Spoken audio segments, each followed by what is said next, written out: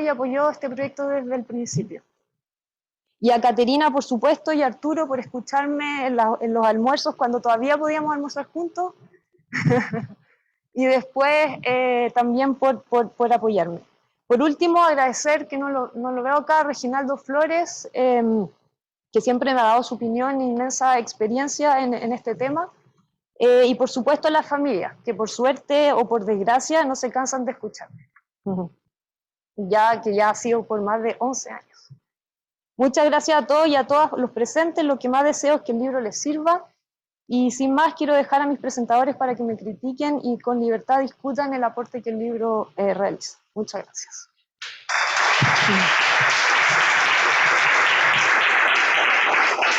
Entonces, ya. Si pueden presentar desde ahí, y entonces yo voy a presentar al primer expositor, José María Hurtado, abogado, coautor del Manual de Derecho Migratorio, asesor de políticas migratorias y tuvo un rol central en la tramitación de la ley 21.325, es decir, la nueva ley de migraciones. Ex asesor. Sí. Muchas gracias, José María. Sí. Bueno, ¿sí? Ahí se escucha, ¿no es cierto? ¿Sí? Ya. Bueno, yo primero que todo quiero agradecer a Mayra por invitarme a este evento. Yo sé que escribir un libro de esta naturaleza es extremadamente complejo, especialmente cuando el tema migratorio, además, es un mundo administrativo tan lleno de recovecos, digamos, y tan difícil a veces de comprender, especialmente cuando uno se introduce en el engranaje administrativo. Y además, como muy bien dijo Isabel, está tan lleno de pasiones, de disputas políticas e intereses partidistas muchas veces, que nos hacen olvidar la importancia, digamos, que tiene el derecho migratorio para las personas. Yo tuve la suerte de participar efectivamente en la tramitación de la Ley de Migración y Extranjería. Fui el fondo el que lideró por parte del Ejecutivo la tramitación del proyecto de ley, y aquí la maca, y eso es lo entretenido de esta presentación, fue mi contraparte en muchas de esas discusiones, muchas de las cuales obviamente, ahora podemos decirlo, fueron tras bambalinas, digamos, nunca necesariamente en el Congreso. De hecho, en la parte final de la tramitación del proyecto de ley, en el Senado ya, hicimos una serie que fue muy complejo, muy difícil, hicimos una serie de conversaciones directas con la maca, por eso me llamó tanta atención que fuera justamente la maca, digamos, la otra persona que estaba llamada aquí a compartir este evento. Nos tocó negociar justamente algunos aspectos más críticos, entre los cuales te podría decir que estaba protección complementaria, el artículo 8, transitorio, que es el fondo de regularización, entre otros muchos, digamos. Así que, y siempre, yo debo decirlo con la maca, fue un debate que por lo menos entre los técnicos, que todos los técnicos tenemos algo de político, por algo nos gusta ese debate, esa pelea, siempre fue de buena fe y fue con altura de mira. O sea, ahí las pasiones que se ven por los diarios, por los titulares, digamos, uno se sentaba a conversar y uno podía efectivamente lograr consenso y darse cuenta que las posiciones eran mucho más cercanas de lo que la política quería hacernos parecer. Eso. Yo hice un breve punteo, porque me parece que quiero plantearlo de la siguiente manera. Un contexto general de discusión del proyecto de ley, algunas críticas a cómo se está implementando la política migratoria hoy día, algunas cuestiones que me hacen relevantes del libro de Mayra, y temas pendientes que quedan, digamos, al final de la discusión. Voy a ponerme el reloj, si no, puedo estar horas hablando. Bueno, la discusión del proyecto de ley, hubo ciertos aspectos claves que nos hacen ver que hay dos visiones contrapuestas respecto de del tema de las migraciones. Y la MACA obviamente va a poder, digamos, corregirme en aquellas cosas en que discrepemos. Pero hay en términos gruesos, porque obviamente hay muchos colores grises, hay una mirada que es como digamos, la tradicional, es decir, en que el Estado es el soberano para definir los requisitos de ingreso, permanencia y expulsión o egreso del país, y por otra, conforme al Tratado Internacional vigente por lo demás, y por otra, una visión que promueve una migración más abierta, sin fronteras, obviamente con regulación. Yo no quiero convertirlo, digamos, en una caricatura, pero evidentemente en que la capacidad del Estado para restringir esa migración es altamente limitada. Y eso se dio en cuestiones fundamentales, como justamente la posibilidad, o sea, el tratamiento, por ejemplo, de ingreso clandestino, la posibilidad del cambio de categoría migratoria dentro del país, de turista a residente, por ejemplo, la utilización justamente de la cláusula de protección complementaria que establece el artículo 10, yo creo que quedó número 11 del proyecto de ley, de la ley ya. Durante 3 años hablando del proyecto de ley, yo ya hice el proyecto de ley todavía. Y ahí es claro señalar que no existe el derecho a migrar. No existe el derecho humano a migrar. Los inmigrantes tienen derechos humanos, evidentemente, como todas las personas. Y desde el momento que ingresan al país, sea cual sea, digamos, la forma de ingreso, incluso por ingreso clandestino, tienen toda la protección que otorga la Constitución, las leyes y los tratados internacionales vigentes. Eso no hay ninguna duda. Pero había señalar que migrar es un derecho humano es una falsedad, porque conforme a los tratados internacionales e incluso a las observaciones que han hecho los órganos de los tratados y también a través de las distintas declaraciones de la ACNUR, de la OIM o incluso de la Unión Interparlamentaria, se señala claramente que el derecho es exclusivamente a emigrar del país, a salir, a reingresar al propio país y a circular libremente en cualquier país en el cual uno se encuentre de forma regular. Esas son las 3 características, digamos, del derecho o de la migración en general. En ninguna parte, en ningún tratado internacional, se establece que existe el derecho a ingresar a cualquier país que la persona desee. Esa es la primera cuestión. Y creo que esa es una diferencia fundamental que irradia toda la discusión sobre el derecho migratorio. Por lo cual hay que tenerlo siempre presente a la luz de la discusión. Obviamente hay una construcción que probablemente la MACA va a desarrollar con su enjundia habitual, del soft law, a partir de ciertas resoluciones de los organismos internacionales, a partir de la dogmática que se ha generado, etcétera, que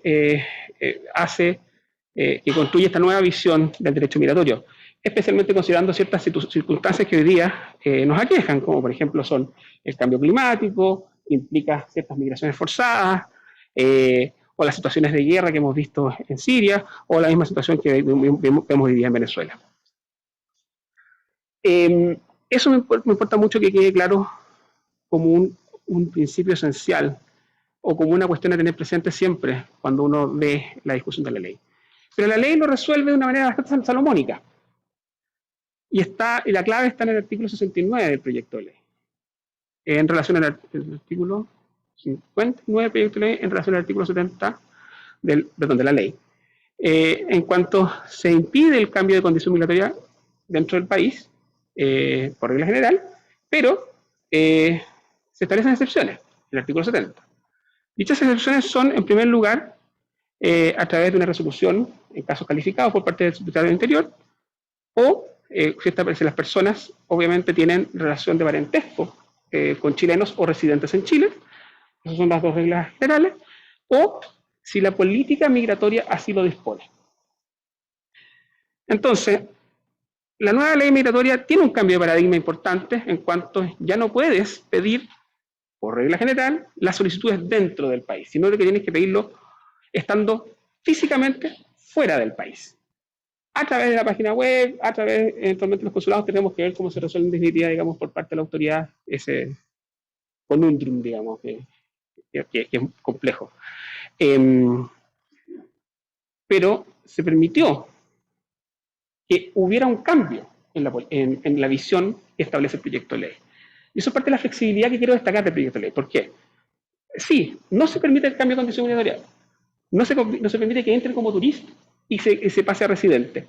Lo cual, en el hecho comparado, es la excepción en los países que son receptores de migración.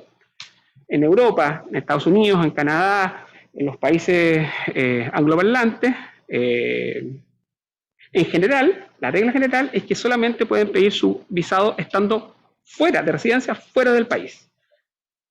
Excepcionalmente, dentro.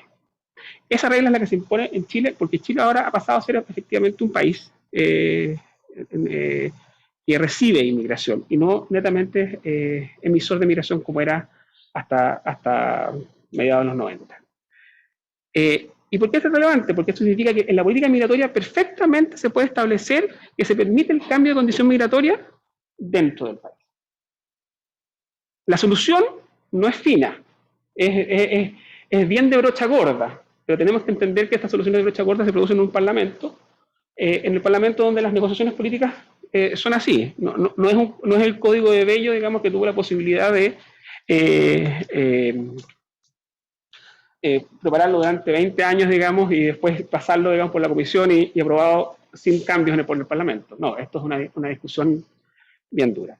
Pero eso yo creo que también es fundamental. ¿Por qué? Porque eso significa que el gobierno que llega al poder tiene en sus manos la posibilidad de realizar sin limitaciones su política migratoria. ¿Me explico? Y eso es fundamental para entender que la ley es un instrumento que te permite otorgar a la autoridad las herramientas para poder llevar a cabo esa política migratoria. Y ahí viene mi crítica a lo que ocurre hoy día en Iquique. Es muy dramático y es muy condenable todos los hechos de violencia que han ocurrido. En primer lugar, la verdadera crisis, a mi entender, está en considerar que emigrar es un derecho humano, pero también hay una responsabilidad por parte de la autoridad, de la cual yo fui parte, y por la cual yo voté, y en el gobierno del cual yo participé. Por tanto, es una crítica a un hermano, digamos. Y es que la gestión en materia migratoria ha sido realmente mala. ¿Por qué? Porque el 40% hoy día de los migrantes en Chile están irregulares o están a la espera de un permiso migratorio. 40%. Eso obviamente es un incentivo a hacer las cosas mal. Y por otro lado, tenemos una falta de liderazgo político para detener el ingreso en frontera. Pero eso es una discusión que no voy a ingresar porque... Entrando directamente al libro de Mayra, debo reconocer que para mí fue particularmente feliz su lectura. Primero que todo porque uno tiende a leer ciertos libros que por la práctica diaria uno tiene que hacerlo, por obligación, pero que la redacción, la gramática no son felices, y aquí eso es una primera cosa que yo agradezco, que es una lectura fácil, de una lectura entretenida, quizás porque es un tema que a mí me apasiona, pero me ha tocado muchas veces leer libros de temas que a mí me apasionan, en el cual la lectura es forzada y no agradada, como en este caso. Eso es un agradecimiento y sin duda alguna nos da esperanza que futuras publicaciones en esta materia. Luego también me parece fundamental es que hay un uso extenso de la bibliografía disponible. Y en ese sentido, recomiendo ampliamente y la contraposición de las distintas posturas a lo largo del libro en distintos temas. Yo tuve la suerte de escribir un libro con Francisco de la Casa, que es un portento intelectual, pero es una persona insufrible, pero es mi amigo, en el cual tengo la suerte de que Mayra nos ponga, digamos, ahí en el debate, algunas veces saliendo favorecidos, otras veces no tanto y otras derechamente derrotados. Pero me parece maravilloso, porque cuando nosotros iniciamos este trabajo en el 2015, no existía nada.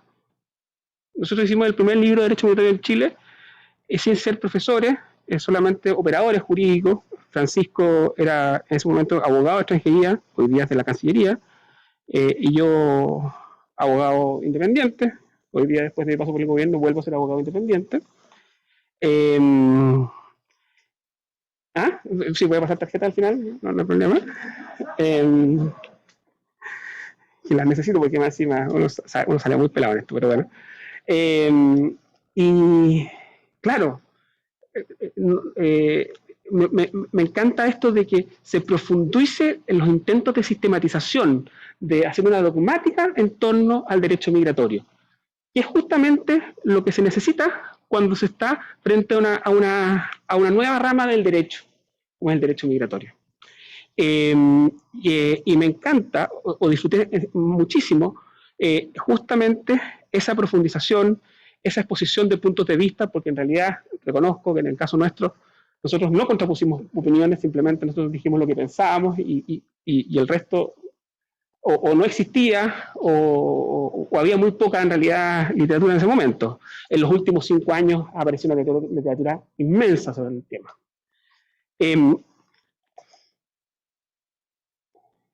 También me parece interesante, muy interesante, porque el esfuerzo que tú haces en el capítulo primero y segundo, porque justamente permite establecer o encuadrar el derecho migratorio como un efecto de la necesidad regulatoria de los países frente a un fenómeno que en su masividad es nuevo. Como tú muy bien dices aquí en el libro, hasta antes de la Primera Guerra Mundial, la migración era prácticamente libre en el mundo. Pero, con los avances tecnológicos, y una migración libre, sin restricciones, apenas emitas un pasaporte, un certificado, etc. Pero, curiosamente, la globalización ha traído mucho más restricciones, porque hoy día existe una masividad en el movimiento personal a lo largo del mundo. Y justamente la reacción frente a ese fenómeno y las políticas que se imponen están muy bien tratadas en ese primer capítulo, que me parece de muy interesante lectura. Y también respecto a la historia de la legislación migratoria en Chile, aunque lamento que no haya seguido mi tesis, pero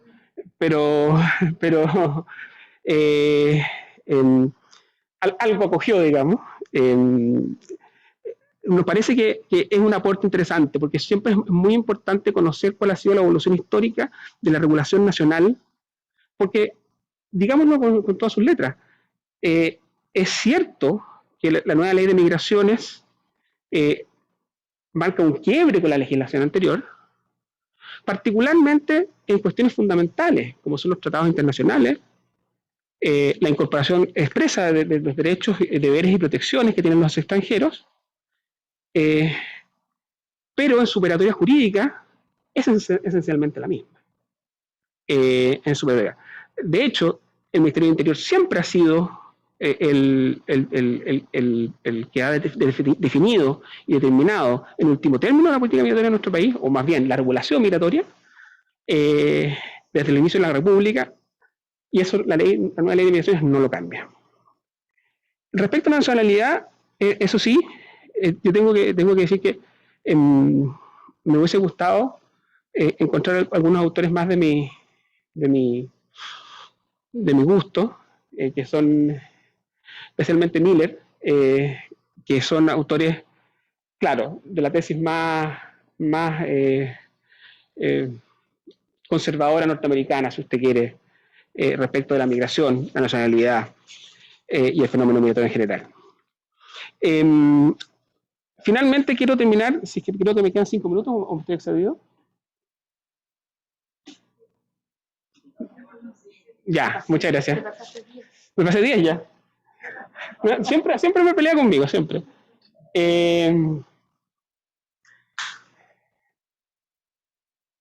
Todavía falta mucho por conocer de la nueva ley de migraciones. ¿Por qué?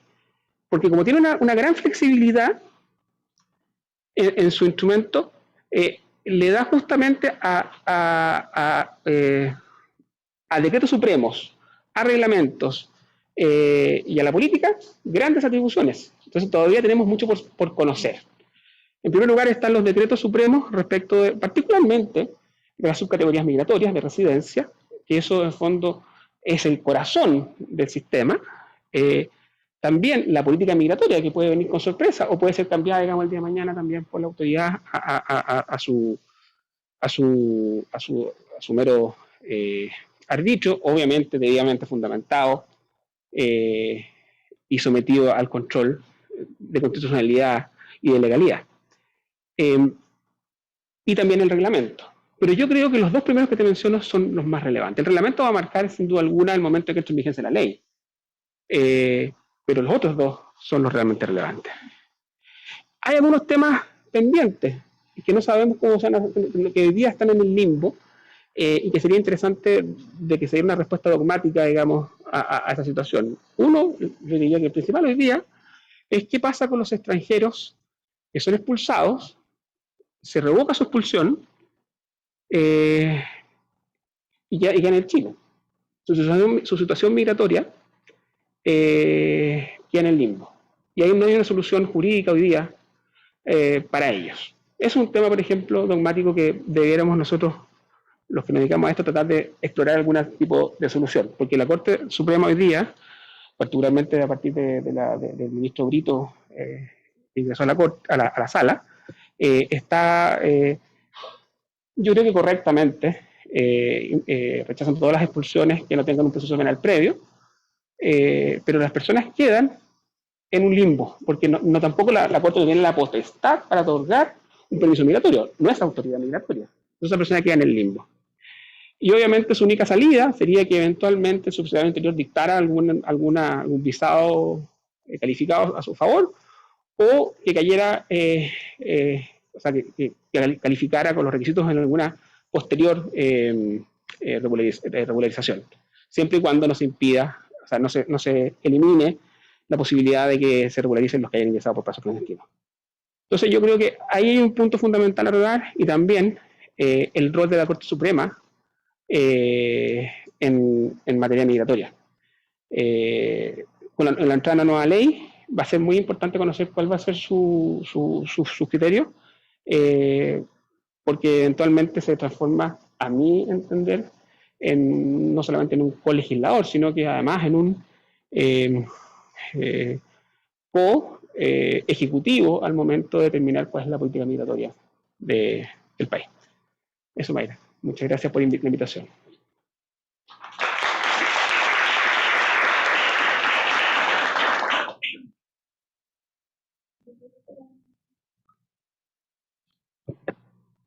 José María, ahora es el turno de Macarena Rodríguez. Macarena es directora de la Clínica de Migrantes de la Facultad de Derecho de la Universidad Alberto Hurtado y también es presidenta del directorio del Servicio Jesuita Migrante.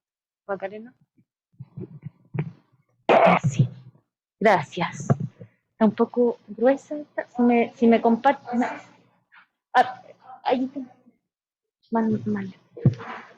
¿Cierto? 1.000.000 de gracias. Ahí sí. ¿Se escucha? Ya, súper. Ya. También voy a poner el tiempo, ¿ya? Súper.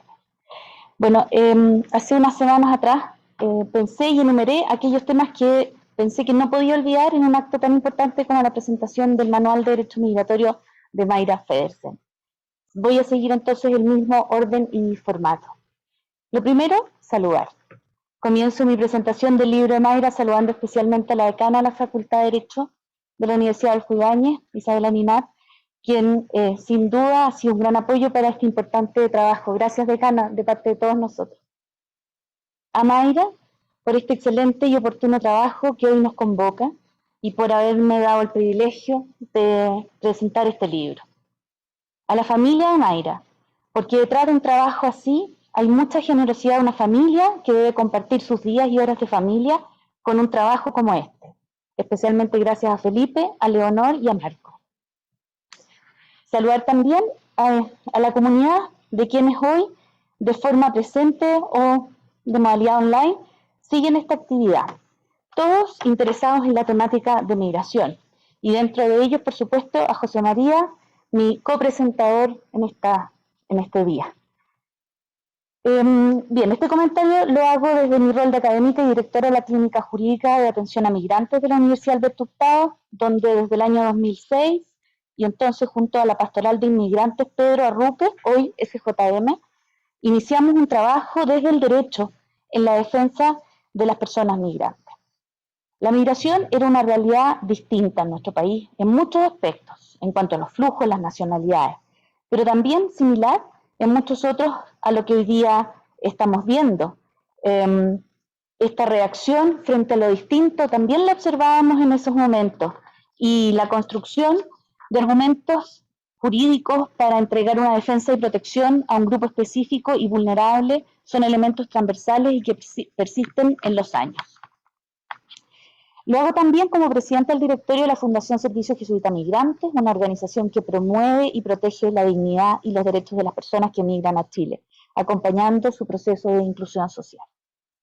En suma, represento aquí a quienes aplicamos de manera permanente la normativa migratoria en defensa de los derechos de las personas migrantes, desde esa vereda que a veces se hace estrecha y difícil, como el camino de Colchane a Iquique, pero que mirando hacia atrás y viendo los avances del trabajo profesional, dedicado, serio y bien hecho que se ha generado, no puede sino enorgullecernos.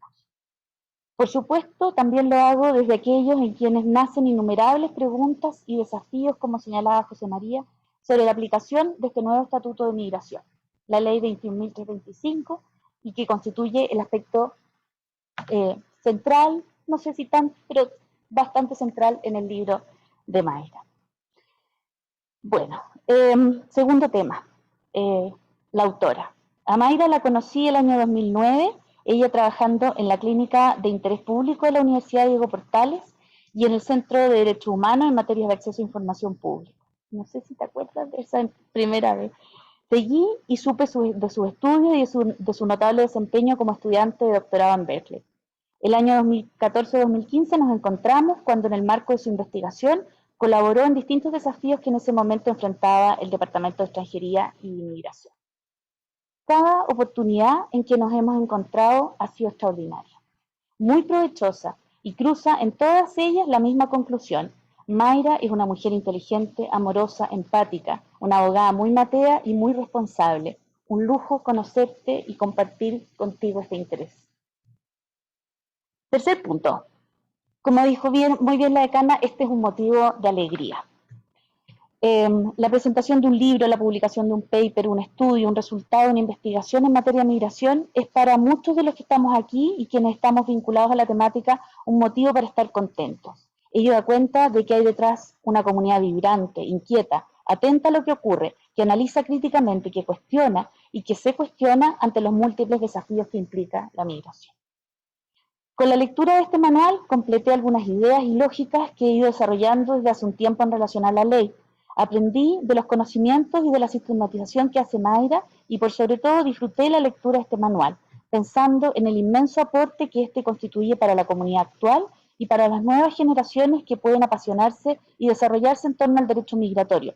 Y por supuesto, para quienes se han acercado o se acercarán a la migración como un área de especialización en el ejercicio profesional. ¿Qué duda cabe en estos días de la necesidad de contar con abogados y abogadas sensibilizadas en esta materia y con conocimientos sólidos al respecto?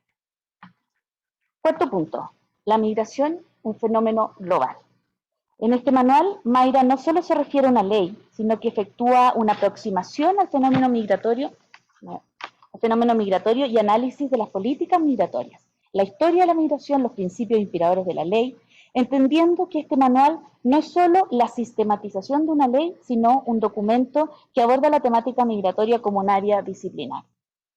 El avance en esta materia en nuestro país en las últimas décadas, el crecimiento de la población migrante y el aumento de las decisiones administrativas y judiciales en torno a ella, su incorporación oficial por la autoridad como parte de las políticas públicas, permiten sostener que hoy es una rama del derecho y donde este manual viene a ser un aporte fundamental.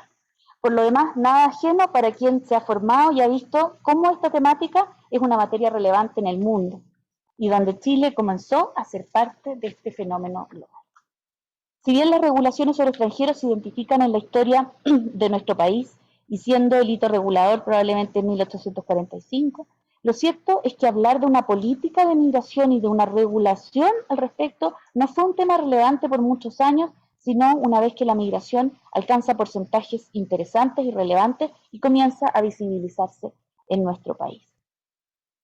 Quinto punto, la política migratoria, un paradigma o decisiones en tensión. Esto me gustó muchísimo y ya lo venía revisando en otras oportunidades, en otros textos de Mayra. Como ya mencioné, este libro no se limita a ser una exposición de la nueva ley de migración, sino que aborda el fenómeno de manera más integral, donde se explica el contexto en el que se inserta la legislación y la forma como otros países han regulado la materia y cómo ha ido evolucionando las políticas migratorias desde el 2001, momento que marca un punto de inflexión en dichas políticas para muchos países. La propuesta que sigue Mayra, de autores como Humphrey, es una interesante y sumamente lógica, en cuanto a que no existe una progresión lineal en las políticas migratorias de los países, sino más bien en ellas se ven avances en algunos aspectos y retrocesos en otros sentidos. Ello obedece, por ejemplo, por la dicotomía que surge entre las obligaciones que adquieren los estados a nivel internacional y luego lo que deciden a nivel local, o entre la adopción de una política pública y su posterior implementación.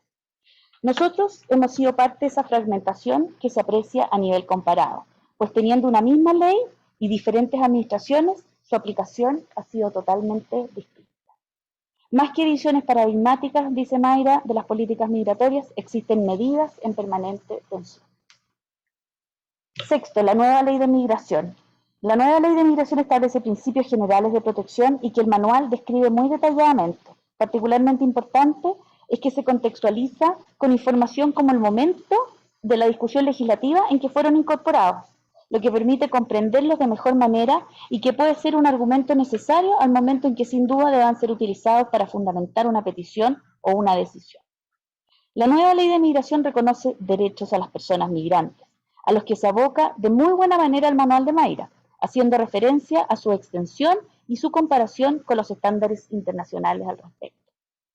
Todo lo anterior es un cambio y una novedad, considerando que el Decreto Ley 1094 no contiene explícitamente principios en los que se orienta o se inspira, y la palabra derecho es utilizada solo 13 veces, en 6 de ellas como sinónimo de arancel o tributo a pagar, en 5 como derecho a solicitar una visa o permiso de residencia, y una en el marco de las normas de refugio y una vez en relación con procedimientos penales. O sea, derechos para las personas migrantes en el Decreto Ley 1094 no había. Con la incorporación de principios, tal como lo hacen otras normativas modernas, claramente se abre un nuevo escenario respecto de este catálogo de derechos. Comparto lo señalado por Mayra en cuanto que en el pasado debió ser subsanado a través del reconocimiento de los derechos establecidos en la Constitución Política y en las normas de los tratados internacionales de derechos humanos vigentes en Chile, y que dicha protección dependía de que las Cortes de Justicia incorporasen este cuerpo como parte de un bloque de constitucionalidad al decidir casos concretos o como un control de convencionalidad de oficio y en abstracto de las normas y prácticas internas en relación con los estándares de derechos humanos, y que el desafío está hoy día en el reconocimiento de estos derechos, hacia la administración y en la amplitud de dichas garantías. Hay un aspecto en el que quiero detenerme y que se refiere a la mirada jurídica y desde el derecho que debe primar en la comprensión de la normativa migratoria. A raíz de los lamentables hechos que ocurren en el norte del país como consecuencia del ingreso masivo de personas principalmente de nacionalidad venezolana por pasos no habilitados, la autoridad señaló que entre las medidas adoptadas vendrán desde luego las expulsiones, muy luego, pues se ha demostrado que después de las expulsiones, en el marco del Plan Colchane, hubo una disminución significativa de los ingresos por pasos no habilitados. Sin intención de polemizar respecto a si existió o no tal disminución, lo que no podemos olvidar es que en un Estado de Derecho y en el marco de la Ley de Migración, la expulsión es una medida administrativa de gravosas consecuencias en la vida de las personas y que se debe adoptar luego de un procedimiento individual ponderando las circunstancias personales de cada caso. A eso es a lo que se refiere de manera muy clara en su manual Mayra, cuando señala que la norma del artículo 129 de la ley, que establece los antecedentes que la autoridad debe considerar al momento de adoptar la decisión de expulsar, como el tiempo de residencia regular en Chile, los vínculos familiares, las contribuciones que acreditan arraigo, son una codificación de algunas decisiones de la Corte Suprema, en donde se ha revocado medidas de expulsión al tener en cuenta similares antecedentes. La expulsión no debe ser utilizada como un mecanismo para infundir temor, ni puede ser adoptada como una decisión similar para un grupo de personas en una situación aparentemente similar. Eso es precisamente uno de los elementos que caracteriza una expulsión como colectiva y que se encuentra prohibida por el derecho internacional. De igual manera, el control de legalidad de la decisión administrativa de expulsión por parte de las Cortes llevó a señalar que un procedimiento racional y justo para asuntos como los aludidos previamente es aquel cuyas reglas de tramitación logren mínimos niveles de equilibrio. Esto es lo que dijo textualmente el Tribunal Constitucional, y el que entonces definiera que el recurso judicial en contra de esta decisión administrativa debe contar con 2 instancias judiciales de revisión y con el derecho a ser oído a través de los alegatos. El manual que hoy se presenta se refiere al procedimiento migratorio de la Ley 20.325 y señala que se compone de una serie de otros procesos más acotados. Identifica Mayra 3 tipos: el proceso para solicitar un permiso y prórroga de uno existente, para sancionar y para controlar y fiscalizar. El procedimiento ausente es aquel que es previo a la orden de expulsión, y no es porque la autora lo haya omitido, sino que no tiene una regulación en esta ley. Esperamos entonces que la aplicación supletoria de la Ley de Procedimiento Administrativo sea el marco jurídico para dotar de una instancia de debido proceso previa a la decisión de expulsión y donde las personas puedan defenderse, efectuar descargos y aportar la prueba a la que precisamente se refiere el artículo 129. No era para que anotara, para ir a por hijo, se me olvidó algo, voy a anotarlo. No estaba. 7. La discusión del proyecto de ley. Tal como develó José María aquí, la primera parte de la discusión del proyecto de ley no generó mayores cambios en el texto. Sí lo tuvo en su segundo trámite, y en esa instancia me parece importante destacar la incorporación de la mirada desde la sociedad civil en este texto, a través de principalmente Servicios Jesuita Migrante. Algunos de estos aportes no vieron finalmente la luz, y quedará en nuestras retinas el texto de ley que señalaba, por ejemplo, que la regularización extraordinaria del artículo 8º transitorio comprendería a las personas que han ingresado de manera regular o irregular al país. Otra modificación que sí se incorporó, de la que da cuenta el manual de Mayra, y que es un aporte en la línea de protección de los derechos de las personas migrantes, es aquella que establece los estándares que se deben cumplir en los momentos en que las personas se encuentran privadas de libertad, en los cuarteles policiales previo a la expulsión.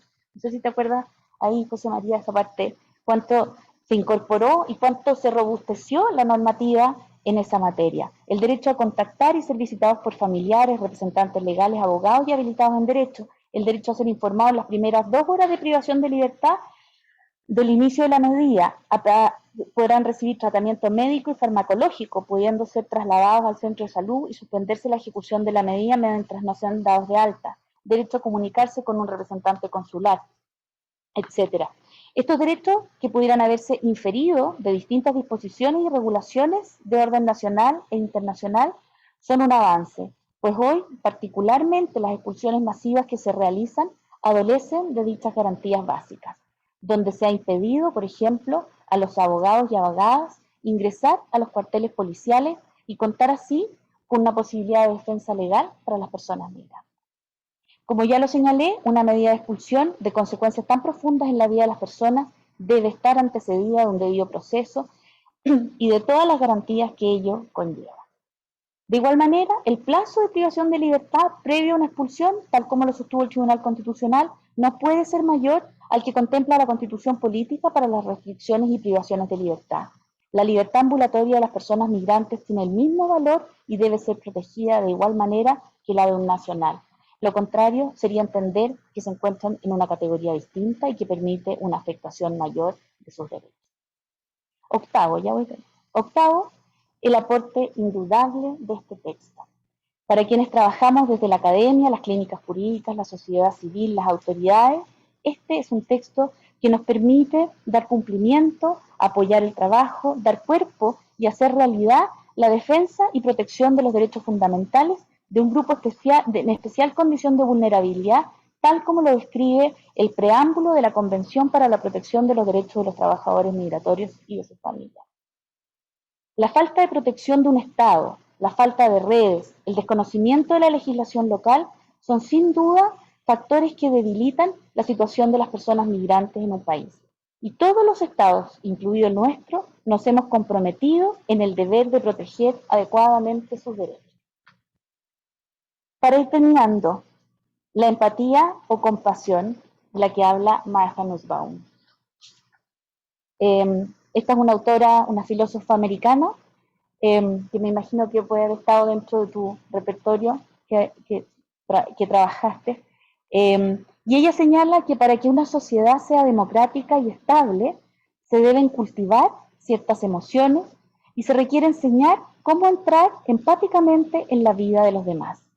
No se puede tener una democracia cuando la gente no aprende a ponerse en el lugar de la otra persona, cuando no puede pensar qué significan sus políticas públicas para los demás. Espero sinceramente que este manual pueda orientar a las distintas personas, autoridades que aplicarán la ley de migración en esa empatía que se requiere para una sana democracia. Punto final, dar las gracias.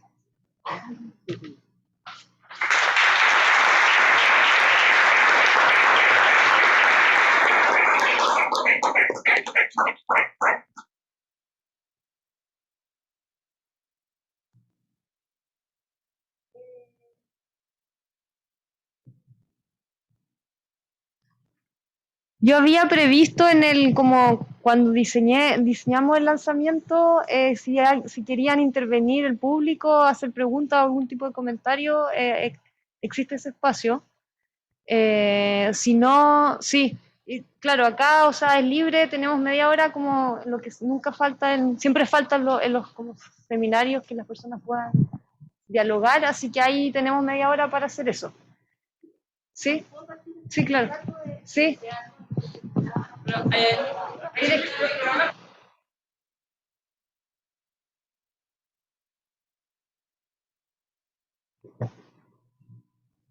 Ya.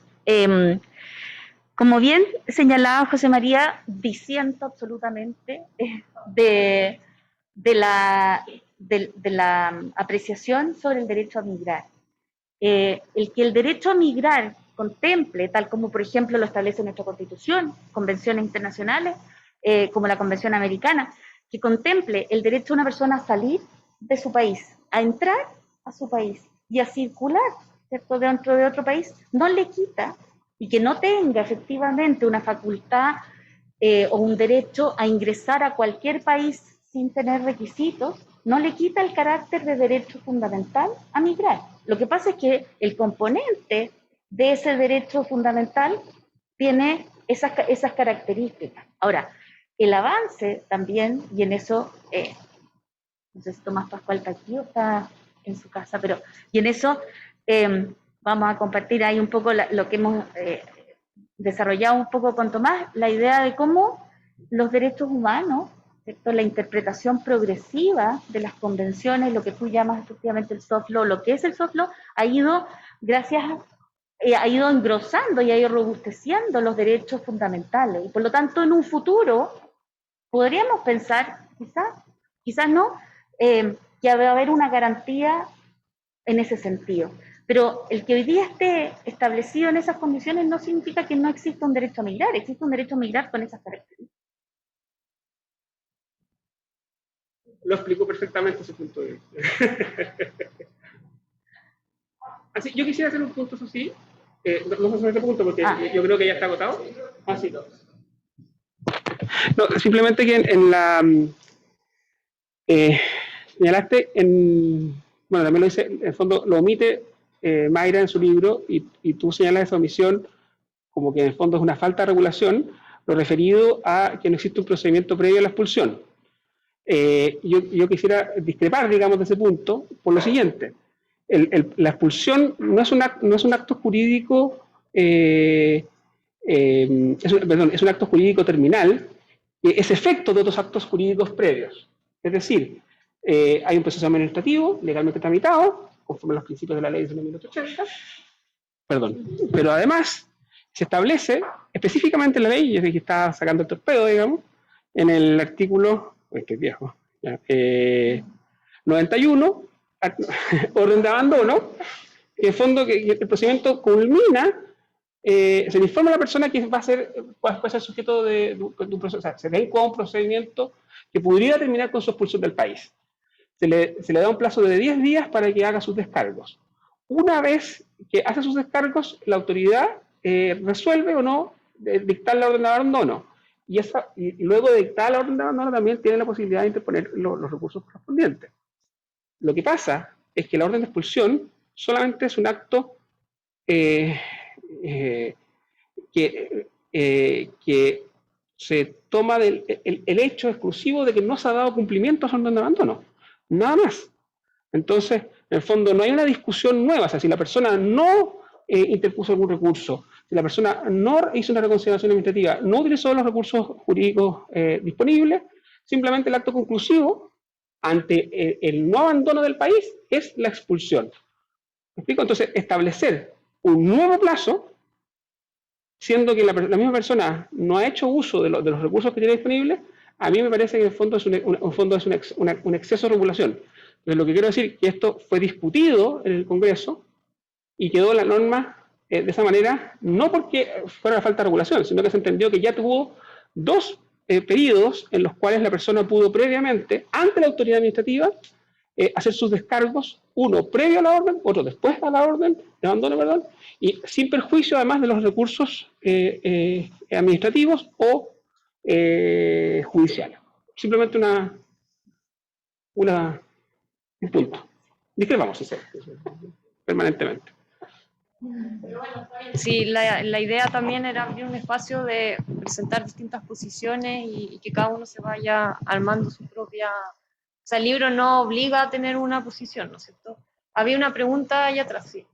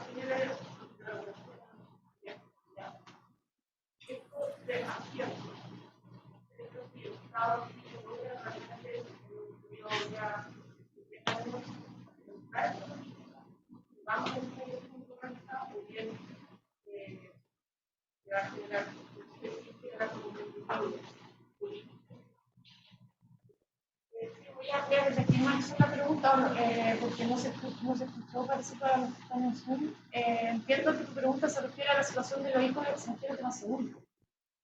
Porque... Claro, lo que pasa es que ahí se genera ese debate, se generó en el año 2014, se zancó en el 2014 y después la ley asumió otra posición distinta a la manera como se definió lo que se entiende por transeúnte, cosa que la Constitución no hacía. Y entonces ahí, como no lo hacía la Constitución, entonces la práctica administrativa variaba dependiendo del gobierno de turno.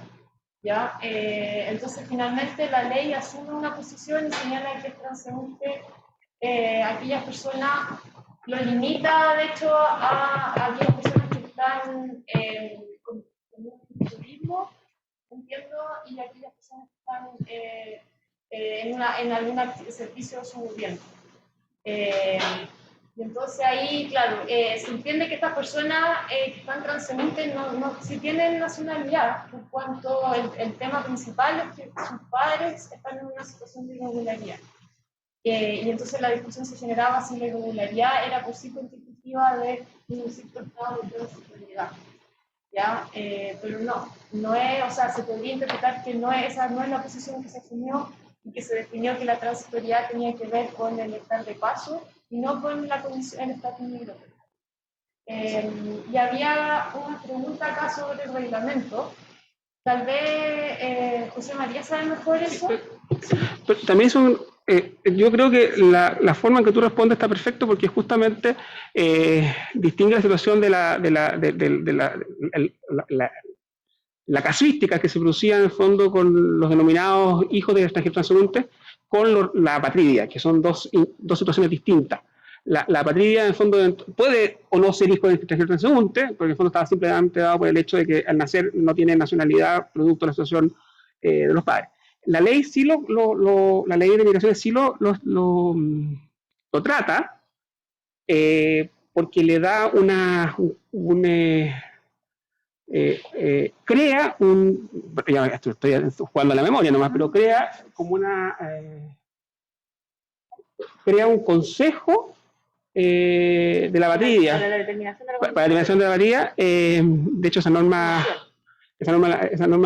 la metimos nosotros, digamos, fue una propuesta nuestra. Así que en el fondo ya quedó establecido en la propia ley quiénes son los responsables que este Consejo para la Determinación de la Apatridia y bajo qué criterios operan. Está dentro, creo que, de una de las funciones del Ministerio del Interior, por ahí quedó. Por ahí, o del Subsecretario del Interior, no me acuerdo muy bien. Pero en el fondo lo vimos como una necesidad de que, por lo que tú señalas, quedara explicitado, digamos, en la nueva ley de migraciones, la forma en que ese convenio se iba a traducir en la práctica, en su aplicación práctica. Que no quedara, digamos, a una creación del acto administrativo eventual, digamos. Espera, cerremos el tema de la apatridia y de los hijos extranjeros transeúntes. Claro, no son lo mismo, pero la inscripción como hijo extranjero transeúnte pone en una posición a un niño en que puede estar en condición de apatridia. Ya, lo que hace la ley, como muy bien lo dice Mayra, y lo refuerza José María, lo que hace es adoptar una definición conforme a lo que ya se venía definiendo, que era... Exactamente, por la Corte Suprema, y es súper interesante porque la definición del hijo o del extranjero transeúnte establece requisitos copulativos, por lo tanto, el no cumplimiento de uno de ellos hace que ya no seas hijo extranjero transeúnte. ¿Y cuáles son estos requisitos? Está con una residencia transitoria, que es el nombre nuevo que se le da al turismo, básicamente, y sin ánimo de permanencia. Por lo tanto, al probar el ánimo de permanencia, nuevamente, entonces no se reconoce la nacionalidad. Pero además la ley tiene reconoce expresamente la salvaguarda de nacionalidad de la Convención Americana de Derechos Humanos, ¿ya? Y dice que si el niño no tiene derecho a otra nacionalidad, tendrá la nacionalidad de Chile, ¿ya? Y eso es súper importante. Ese también es un aporte muy importante de la ley. Lo tercero es que efectivamente esta ley se dicta después de haber Chile ratificado las convenciones de la apatría, por lo tanto, en el nivel de obligaciones y compromisos internacionales, el país está en una posición distinta y esta ley es una consecuencia en ese aspecto coherente. Y efectivamente se incorpora además una comisión para la determinación de la condición de apatría, porque ¿qué pasa con esos niños que efectivamente no son chilenos, ¿ya? En ese pequeño y excepcional espacio de una persona que, estando como turista o en una residencia transitoria, sin ánimo de permanencia, nace su hijo acá y por lo tanto efectivamente cae dentro de esa súper específica categoría. ¿Cómo se soluciona ese problema? Ese niño tiene que ser, ¿cierto?, reconocido como apátrida y por lo tanto a partir de eso otorgarle el reconocimiento de derechos. Entonces, la ley crea esta comisión, pero lo que ahora viene, que es lo más importante y lo que han hecho otros países de la región, es dictar el reglamento para la aplicación de esa normativa, ¿ya? ¿Qué casos, qué condiciones, qué va a pasar con ese niño cuando se le declara patria? ¿Cuáles son los derechos que le va a entregar el país?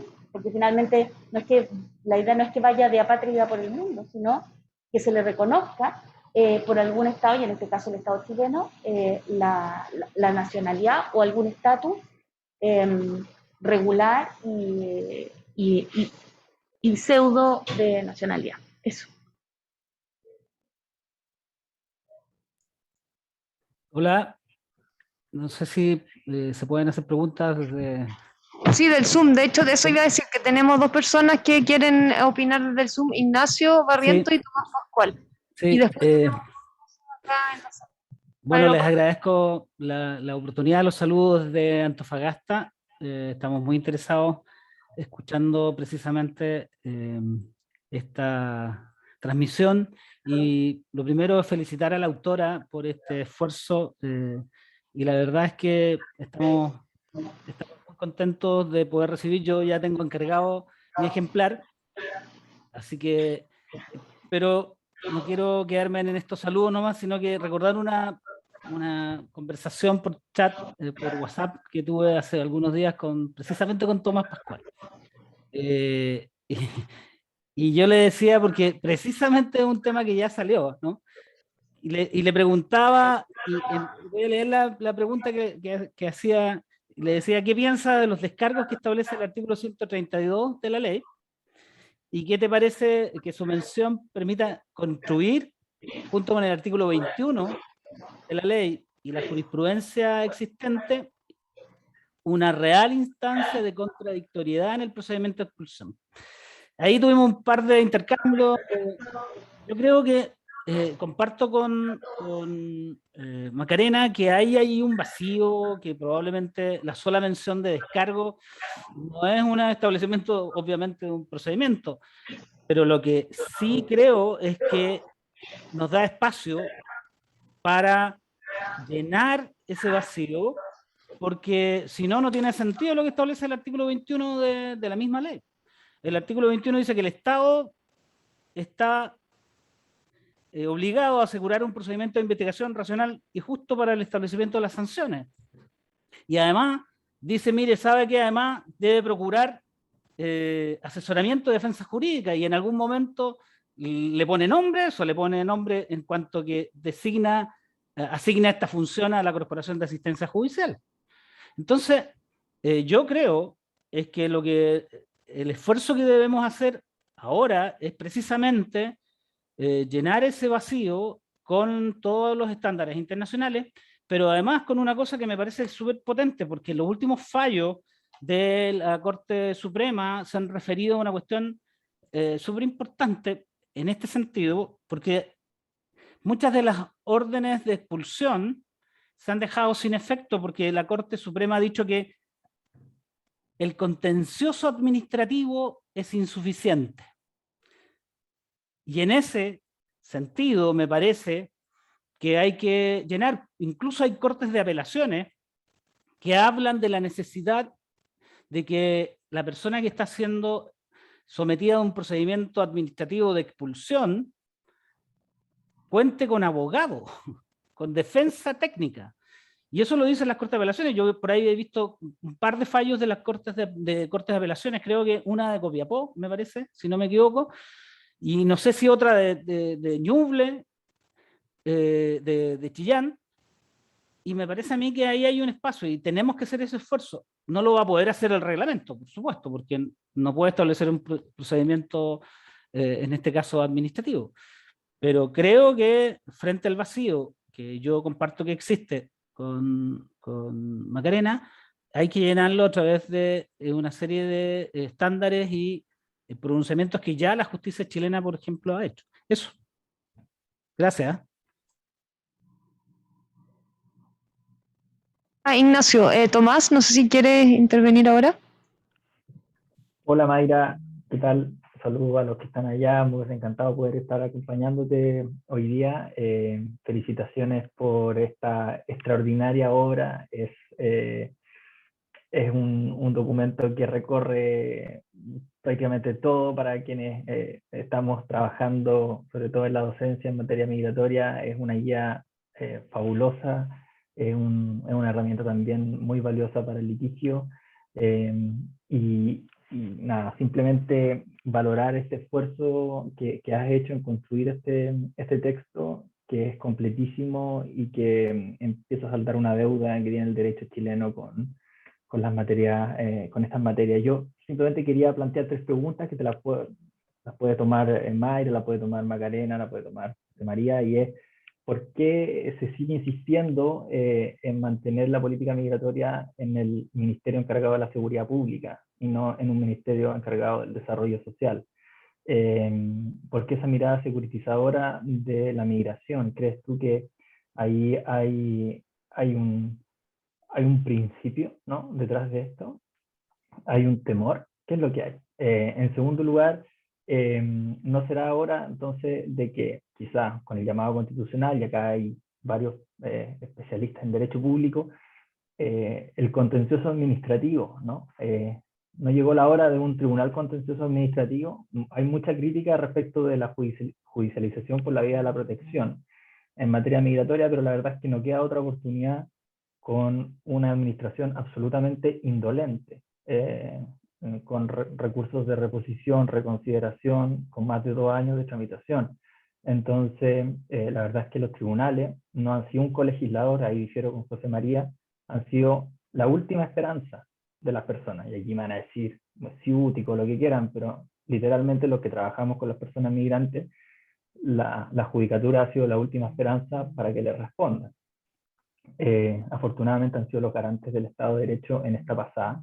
Entonces, hay una pregunta sobre el contencioso administrativo, y la última, ¿no?, tiene que ver con si es que en definitiva, ¿no?, esta nueva legislación, o sea, ¿qué rol crees tú han jugado los tratados internacionales de derechos humanos en la materia migratoria, ¿no?, considerando el déficit normativo que hay con el decreto ley 1094, de alguna manera, si consideras que las obligaciones internacionales en esta materia han venido a llenar un vacío, y en ese sentido creo que la protección complementaria, aunque tiene una redacción bastante pobre en el texto que se aprobó, ¿no?, de alguna manera empieza a dibujar una línea respecto de la protección complementaria de aquellas personas que no adquieren la calidad de refugiado, y ha quedado demostrado que el Estado no tiene ninguna voluntad de reconocer el estatuto de refugiado, que reconoce la propia ley.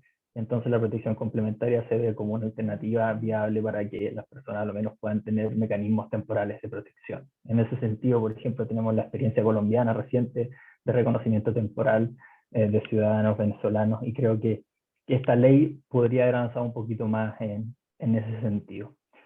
Muchas gracias, y por último decir que bueno, la ley es un avance, creo yo, en la materia migratoria, una deuda pendiente de todos los gobiernos, desde el año 90 hasta la fecha.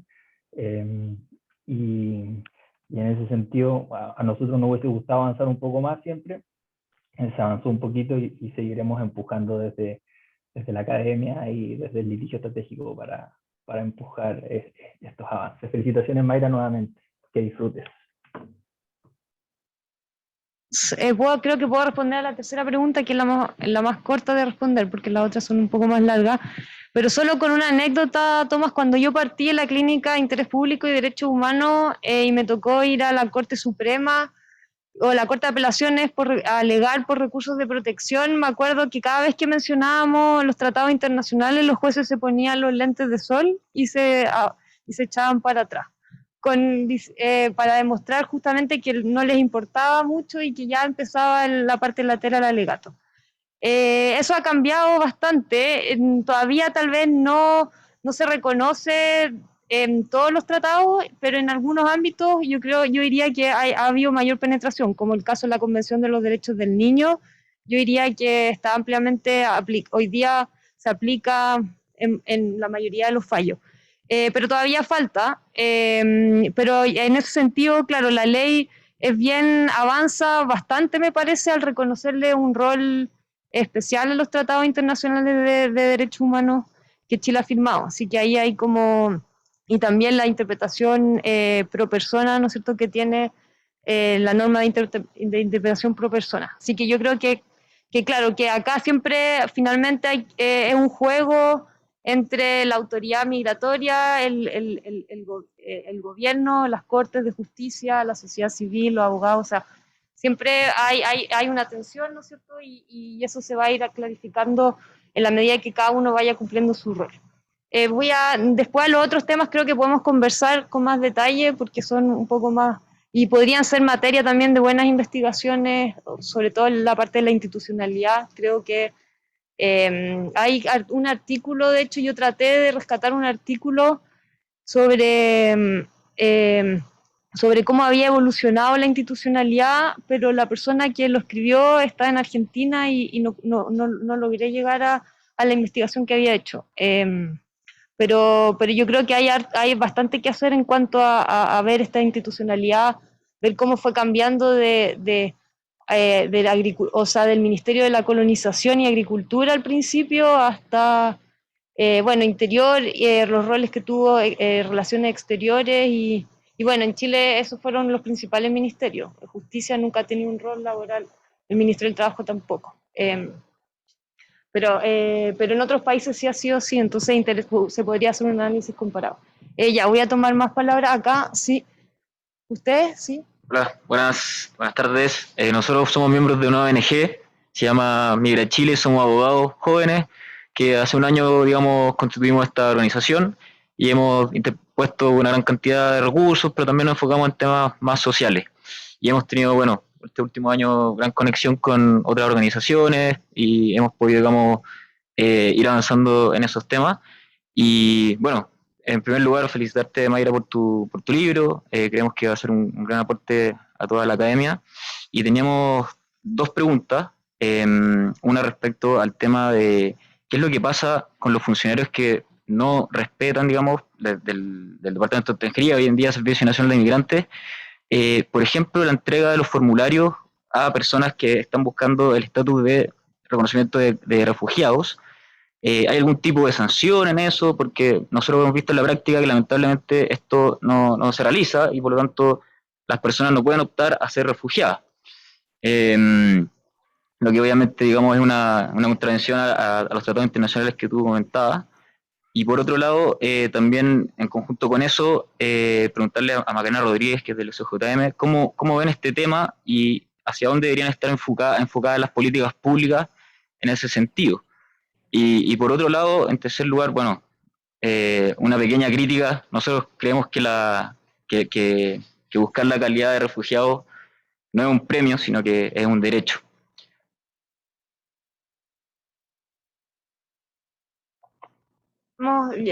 Respondemos nosotras y... sí, dale. Sí. Es una pregunta que no tiene nada que ver, pero no sé si la hago ahora o...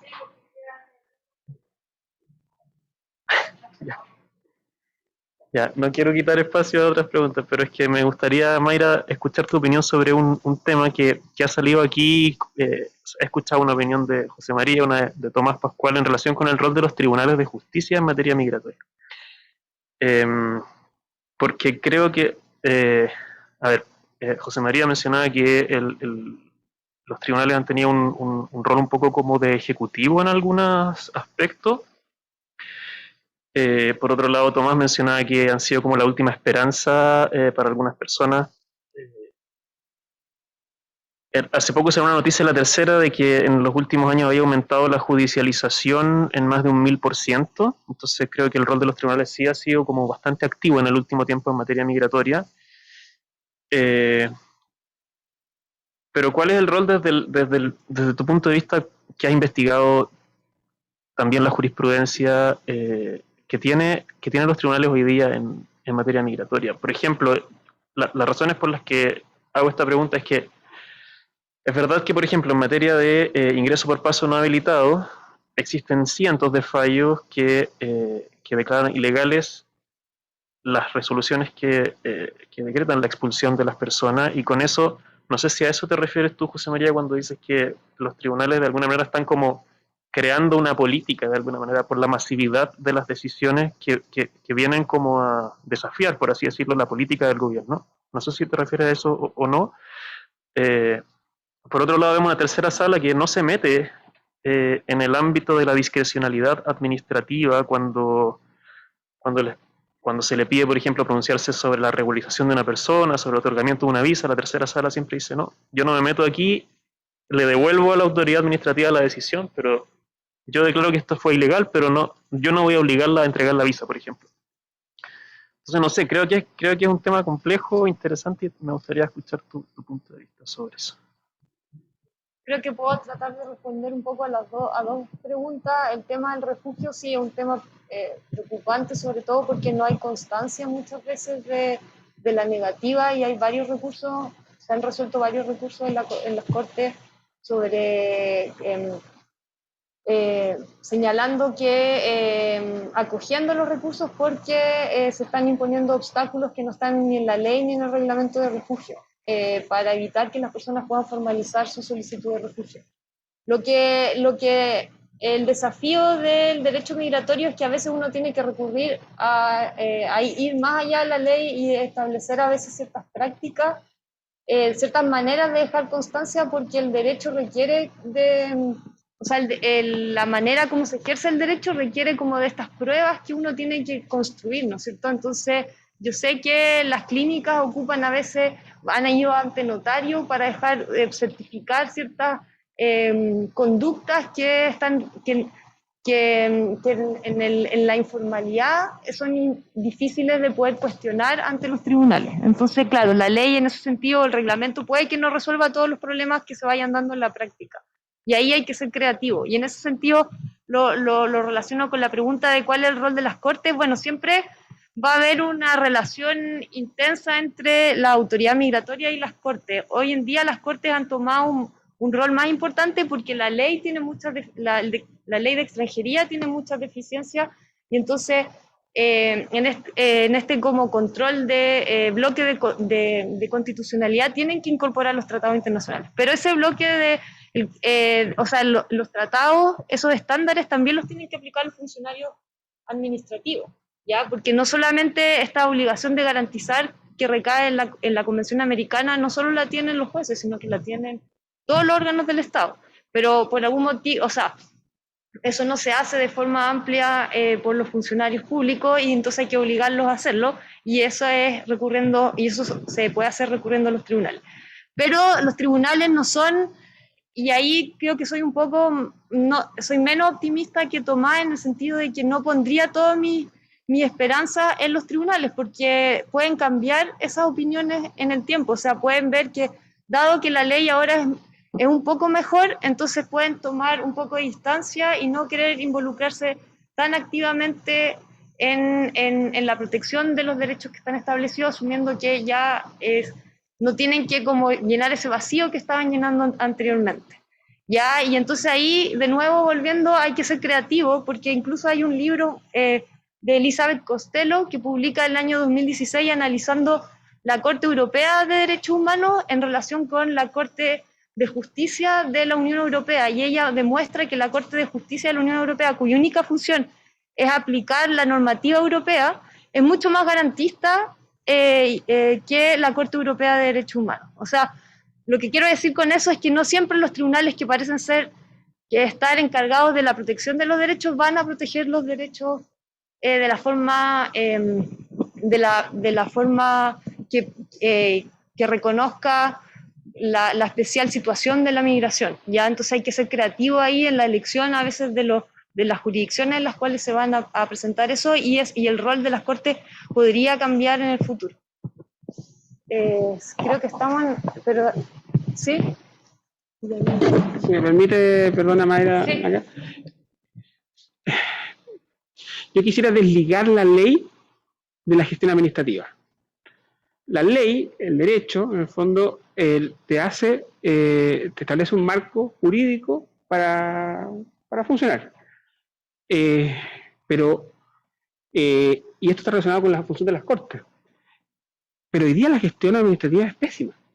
Sí, yo soy en mi gobierno, y fui funcionario, pero te lo puedo decir, o sea, no se puede tapar el sol con el dedo, o sea, las cosas son como son, por mucho que no nos guste.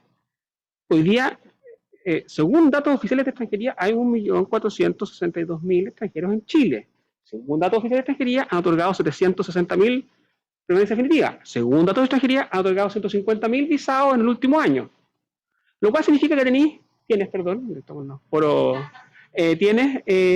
de 800.000, 890.000 personas con visados vigentes. ¿Dónde están las otras 600.000 personas? El 40% de la población migrante hoy día en Chile está entonces, porque esos datos no están en extranjería, o irregular o con permisos en trámite. Yo apuesto que en realidad la mayoría son permisos en trámite. Extranjería el año 2018, según sus propios datos, están en la extranjería, se lo pueden encontrar, tramitó 560.000 aprox visado y PD. 2020, 250.000. 2021, primer semestre, 56.000, 60.000. Los últimos 18 meses sin ingresos, o sin grandes ingresos, digamos, aparte de los clandestinos, claro. Entonces tú dices, bueno, ¿qué han estado haciendo? O sea, han aumentado funcionarios, han aumentado presupuesto y la gestión empeora. Cuando partimos, hace 4 años, se había aumentado obviamente la tramitación porque había aumentado la cantidad de personas utilizando el servicio. Ya, 1 año la permanencia definitiva, o sea, o año y medio la permanencia definitiva, 8 meses, 9 meses la visa. Pero la visa se demora 2 años, la permanencia definitiva son 3, 4 años. Entonces es evidente que frente a esa incompetencia administrativa, las Cortes tienen que meterse y decir, oiga, ¿sabes? Esto es una violación de la igualdad de la ley. Entonces usted, o sea, extranjería resuelve. Pero ni a la Corte le hacen caso. Ni a la Corte le hacen caso. ¿Por qué? Porque en el fondo informe 5 días, pasa 1 mes, no informa. Entonces, lo que te quiero decir con eso es que hoy día es necesario que la Corte se meta. Porque evidentemente frente al fracaso administrativo, es necesario que la Corte intervenga, pero intervenga en el sentido de resuelva. No otorgue, porque no tiene la potestad legal para otorgar visado la Corte. Eso quería aclarar. En el fondo, yo creo que hoy día hay una crítica profunda, que hay que hacer una crítica profunda, y que no se ha hecho. Que no se ha hecho. O sea, yo he hecho mi parte, digamos, he levantado la mano del alegado, pero esto no tiene color político. Es impresentable que una persona que quiere hacer las cosas bien se demore 4 años en otorgar un permiso, o 3 años tramitando. ¿Por qué la persona se le venció el carnet? Hoy sí, hicimos la extensión del decreto supremo de las cédulas de identidad. Ni los notarios te pescan. Ni los notarios. ¿Los bancos para qué decir? O sea, ahí hay que poner un recurso para que la Corte ordenara o sea, es una cosa. Pero sin embargo, la clave única funciona. Es una cosa, realmente es un mundo paralelo. Y los que aquí tramitan, o lo que lidiar con la autoridad, saben que es un mundo paralelo. Y realmente la lenidad, y perdón la palabra, de fondo, la absoluta desprecio por el administrado es brutal. Y eso es inaceptable. Es absolutamente inaceptable y me parece que debieran haber consecuencias políticas y consecuencias jurídicas graves, pero no.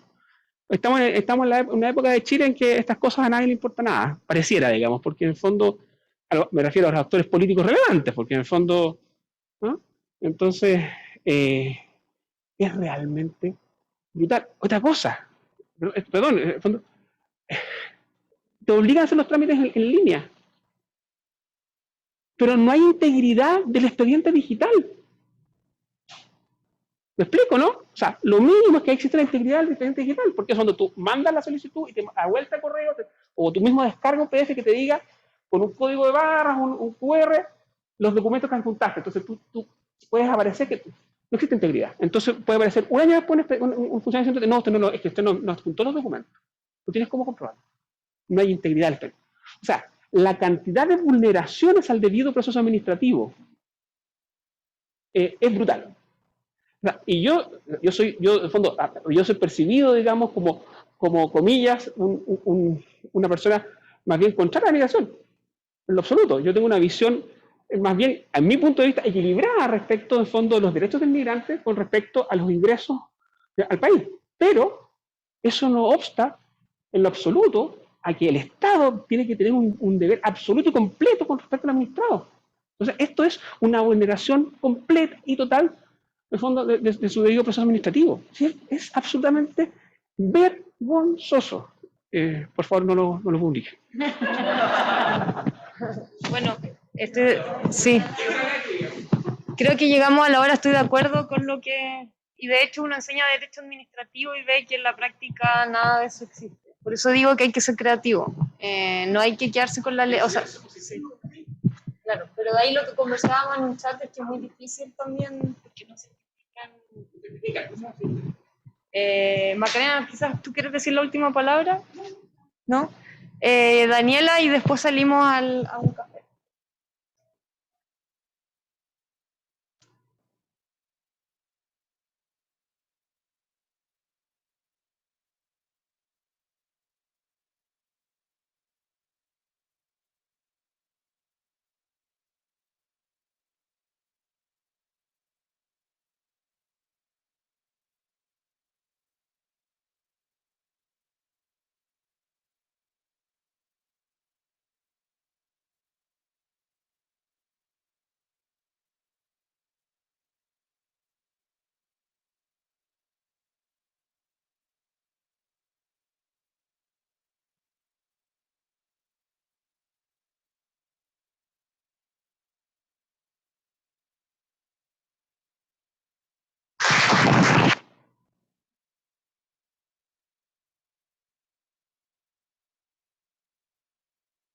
Sí, me despido las personas que están conectadas. Muchas gracias por participar. Tuvimos mucho más participación que en mis clases.